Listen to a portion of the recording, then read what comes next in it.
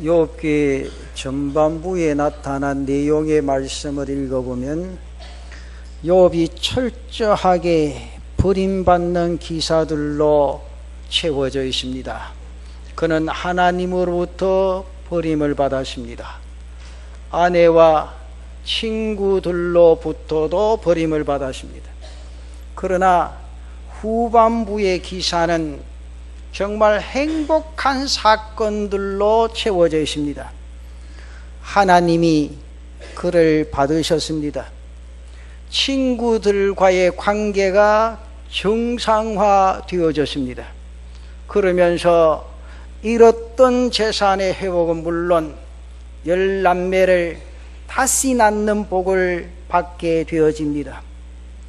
그렇게 된 가장 중요한 원인을 오늘 성경 본문 9절 말씀에서 여호와께서 욥을 기쁘시게 받으셨기 때문이라 그렇게 설명합니다.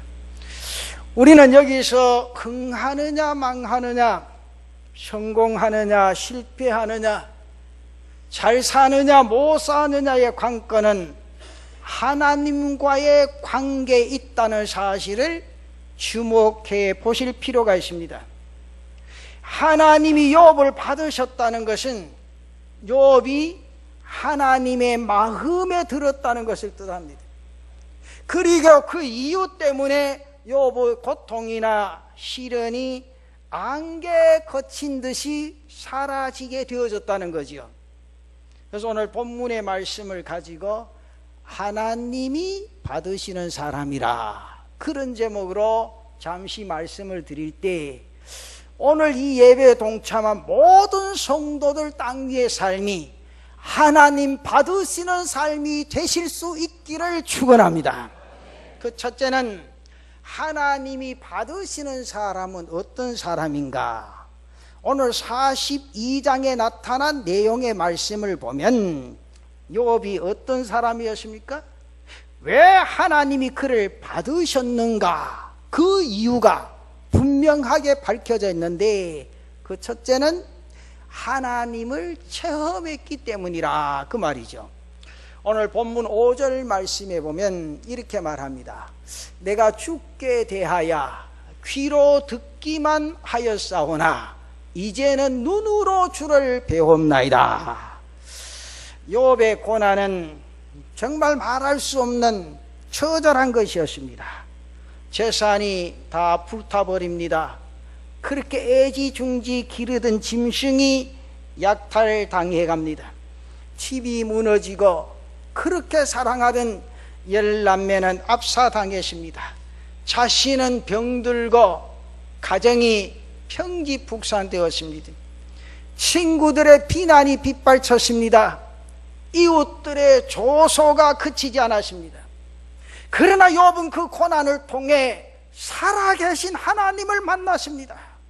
다시 말하면 그의 관념적이고 추상적인 신앙이 체험적이고 현실적인 신앙으로 바뀌게 되었다 그 말이지.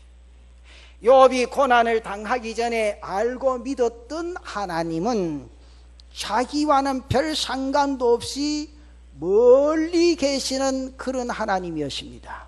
그러나 그가 고난을 겪는 동안 그는 가까이 계시면서 역사하시고 책망하시고 위로하시고 고치시는 하나님을 체험하게 되어졌다 그 말이죠. 그래서 5절에서 말한 귀로 듣기만 했다는 것은 관념적인 신앙을 뜻합니다. 그러나 눈으로 뵙는다는 것은 체험적인 신앙을 의미합니다.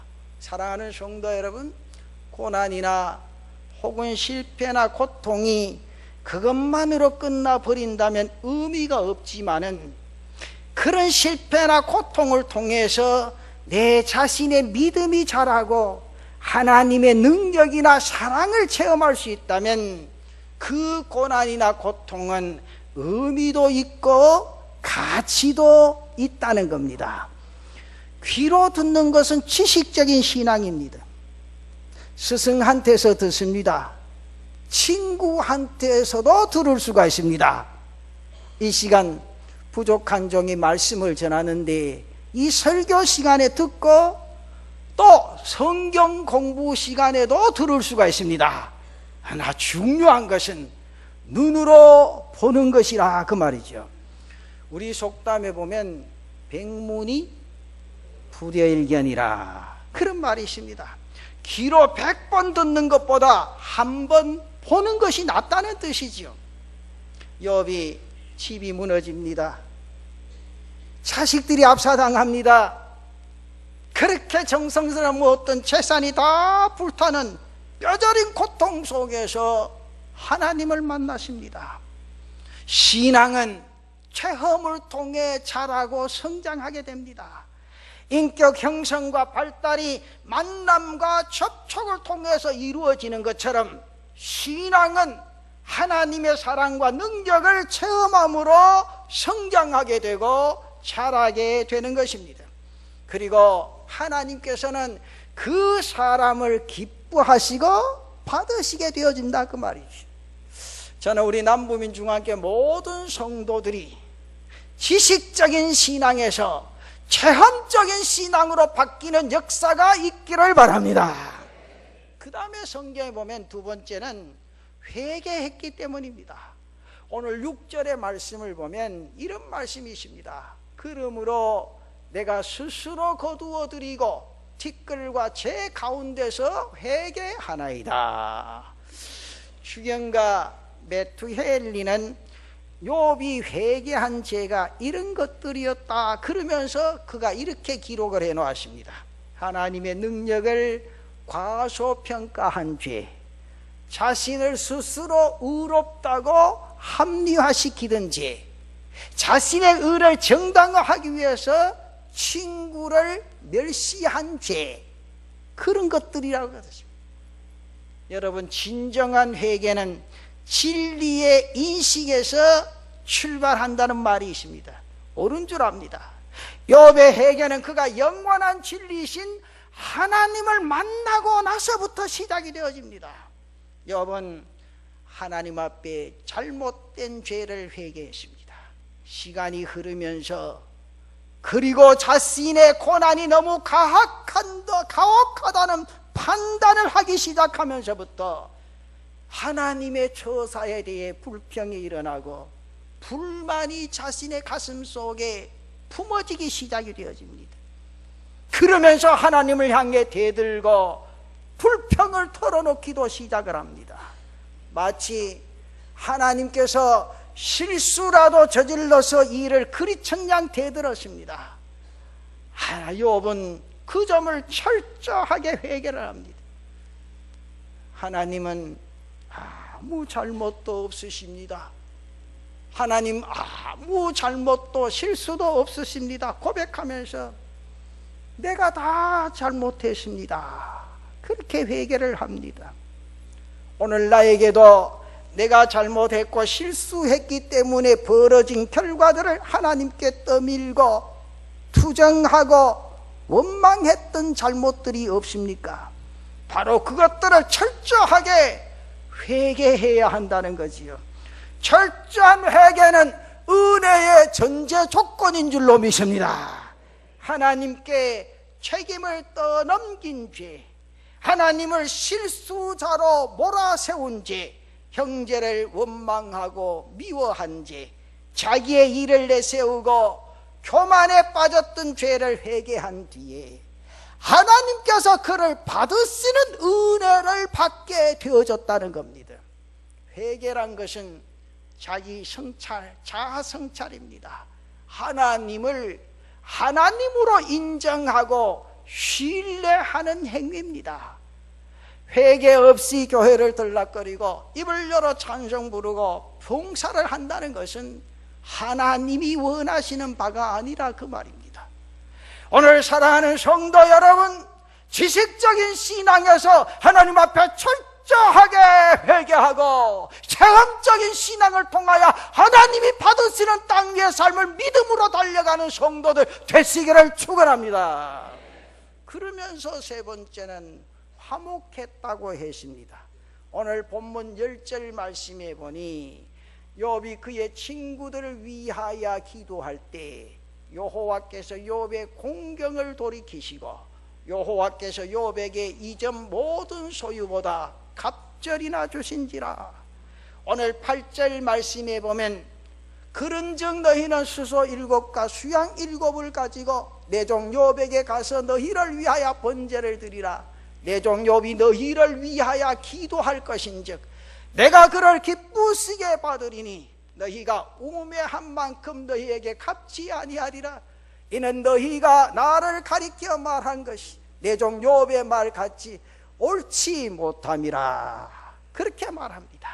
하나님이 직접 욥과 그의 친구들의 화해를 주선합니다. 그리고 그대로 행한 후에 하나님께서 욥을 기쁘시게 받으셨다고 9절 하반절에 설명을 해주고 있습니다. 사랑하는 성도 여러분, 진정한 화해와 화목이 얼마나 중요한가를 느끼고 깨닫게 해주고 있습니다. 인간은 홀로 살 수 없는 그런 존재입니다. 창세기에 나타난 말씀 보면 사람이 홀로 독처하는 것이 좋지 않기 때문에 돕는 배필을 만드시고 부부가 되게 하셨다, 그렇게 말합니다. 인간은 부부이든지 간에 부자이든지 간에 형제지간이든지 간에 친구지간이든지 간에 더불어 살아야 살만나는 존재가 되는 겁니다.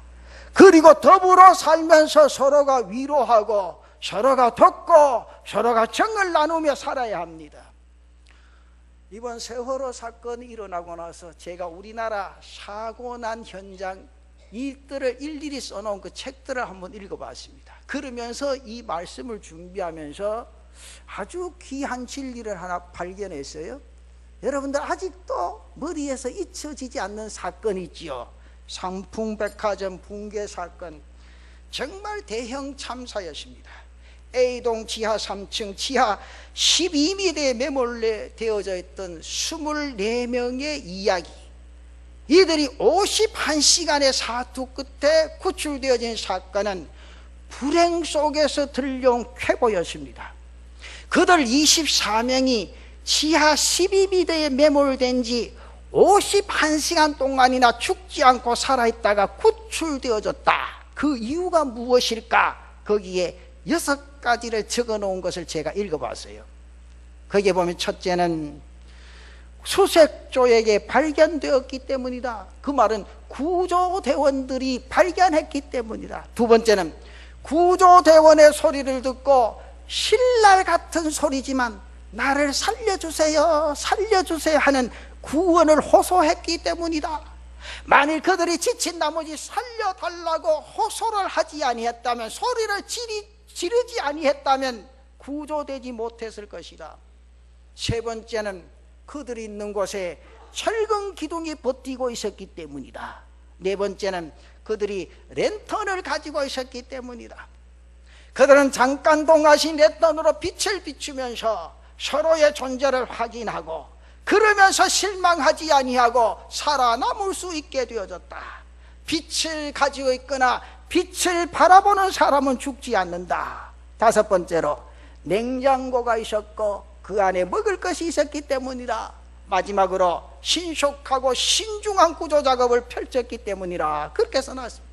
그러나 그보다 무엇보다 가장 중요한 원인이 있었는데, 그것은 자신이 혼자가 아니었다는 사실을 인지할 수 있었기 때문이라 그랬습니다. 그들은 서로가 위로하고 격려하고 그 12m 밑에 지하에서도 의지할 수가 있었다. 그것이 바로 살아남을 수 있는 가장 큰 이유였다는 겁니다. 전 세계를 감동시킨 최명석 군 유지한 박신영 양의 경우가 어떠했습니까? 그들이 230시간 동안 285시간 동안 377시간의 사투 끝에 살아난 사건인데, 그들의 공통점이 있습니다. 그들은 바로 생명에 의한 강한 의지가 있었고 숨 쉴 수 있는 공기가 있었고 물이 있었다는 겁니다. 그런데 그보다도 더 중요한 것은 4m 지척에서 서로가 신호를 보내면서 생존을 확인했기 때문이라는 겁니다. 최명석 군과 유지한 양 그리고 24명의 생환자 모두는 내 곁에 누군가 살아 숨쉬는 사람이 있다는 그 관계성의 확인 때문에 용기를 얻을 수 있었고 생명이 살아남을 수 있었다는 겁니다.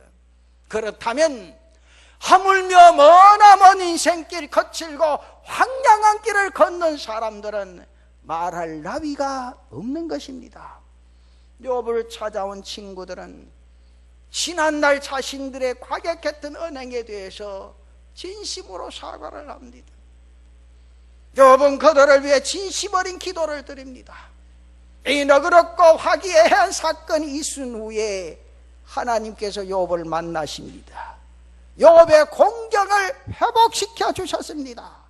내가 진실로 하나님을 만났다면, 내가 진실로 하나님의 사랑을 체험했다면 이 정신과 삶을 내 가슴 속에 지니게 되어진다는 겁니다. 미국 달라스에 가면 세계에서 가장 크다고 하는 제1침례교회가 있습니다. 그 교회에 젊은 목사님이 부임을 했습니다. 그 목사님 성함이 크리스웰 목사님이었습니다. 젊은 목사님이 자기가 아주 즐기는 게 하나 있어서 사냥을 그렇게 즐겼습니다. 물론 목회자들 중에 낚시를 좋아하시는 분들도 계시고 등산을 좋아하는 분도 계시고, 근데 미국에는 나라가 얼마나 크니까 사냥을 자유롭게 할 수 있으니까 이 목사님이 사냥을 그렇게 즐겼습니다. 어느 날 사냥을 갔는데 싹 스쳐 지나가는데 똑 짐승같이 보여서 총을 쐈는데 사람이었습니다.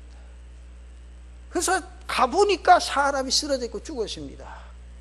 마음의 죄책감이 얼마나 되겠습니까? 교회에 들어오니까 눈을 감고 기도를 하는데 자기 생각에 사람을 죽인 목사가 강단에서 설교를 할 수 있겠는가? 그러면서 온 교회 교인들을 모아놓고 내가 도저히 목회를 못하겠다. 그러면서 놓고 이제 그 법정에도 서고 다 해결이 되어졌습니다. 그 다음에 거기 있던 모든 집사님들이 모여서 교회에서 의논을 하는데 그 중에 한 분 집사님이, 여러분 가만히 생각해 보십시오. 우리 교회를 섬기던 목사님이 사냥을 가서 사람을 쏘 죽이고 사람을 죽인 목사가 미국 아니야 전 세계에 목회할 수 있는 곳이 어디 있겠습니까? 사람을 죽인 목사가 우리 교회밖에 없습니다. 그분을 모십시다.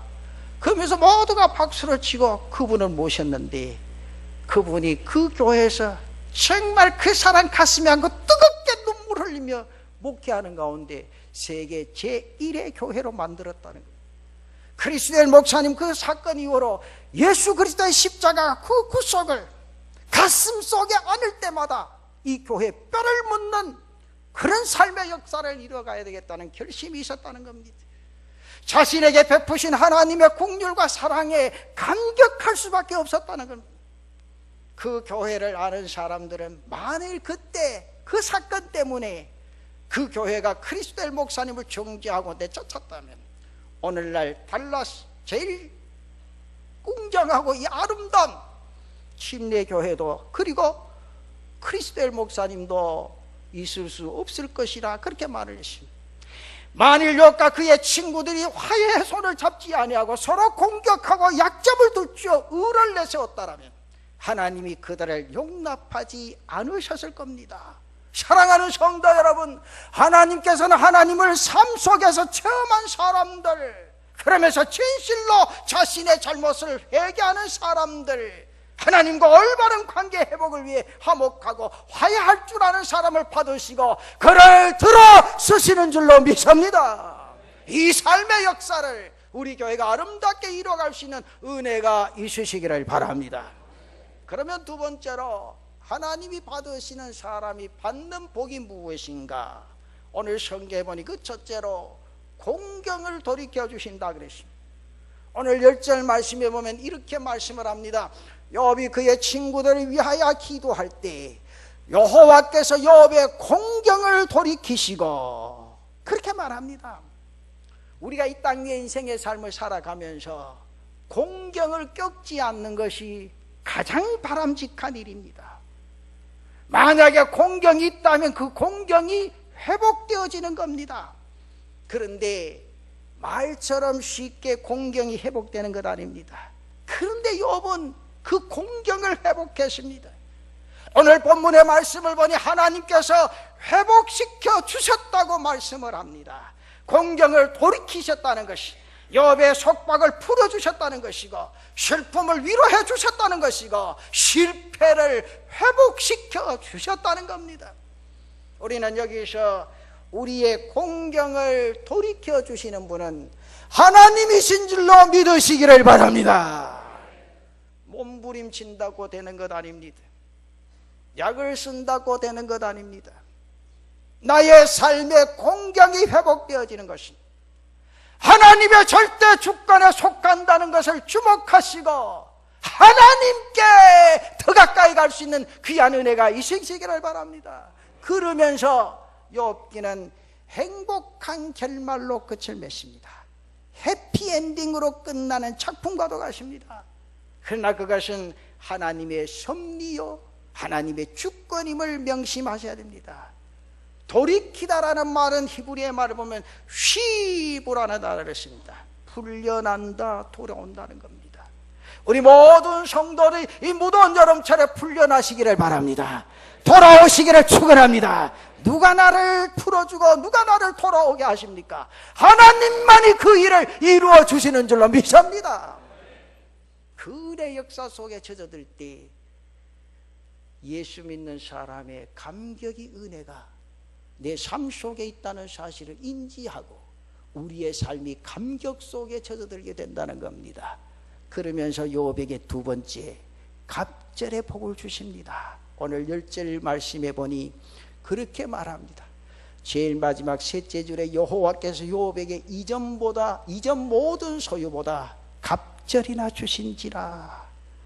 욥은 하나님과의 사이가 갑절로 친해졌습니다. 제가 부탁을 드릴게요. 여러분, 사람과는 친해졌다가 또 떨어졌다, 친해졌다 떨어졌다, 그런 경우가 많죠. 그러면서 영원히 결별하는 경우도 많이 봅니다. 그러나 세상 사람과는 떨어진다고 할지라도 하나님과 친해지는 성도들 되시기를 바랍니다. 하나님과 친해지는 성도들 되시기를 축원합니다. 친구들과의 우정도, 그의 겸손도, 그의 믿음도 갑절로 좋아졌습니다. 우리가 생각할 때, 갑절의 복을 받았다고 생각할 때 무슨 생각밖에 듭니까? 물질적인 복을 생각합니다.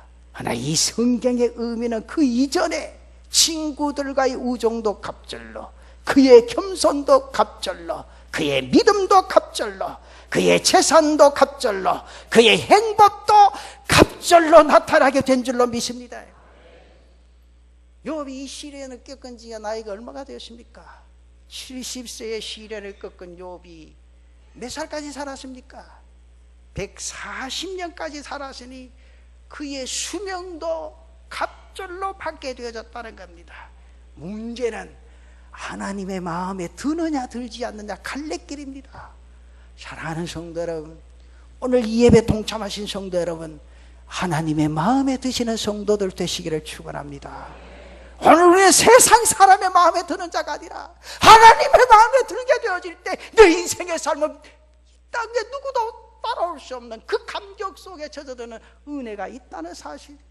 그래서 하나님이 받으실 만한 사람이 되기만 한다면 갑절의 은혜와 갑절의 축복을 오늘 우리에게 허락해 주실 줄로 믿습니다. 하나님 마음에 들게 사십시다. 하나님 받으실 만한 성도들 되시기를 바랍니다. 그러면 세상의 모든 문제가 해결되어집니다.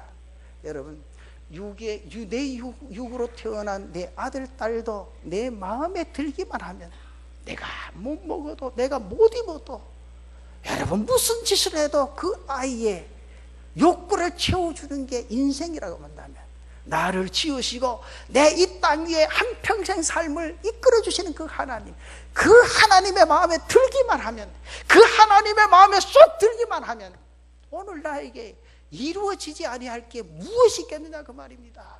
그런 거로 세상 사람 따라가지 마시고 하나님 마음에 꼭 들어서 여러분 인생의 삶이 형통한 길로 달려가는 귀한 은혜가 있으시기를 바랍니다.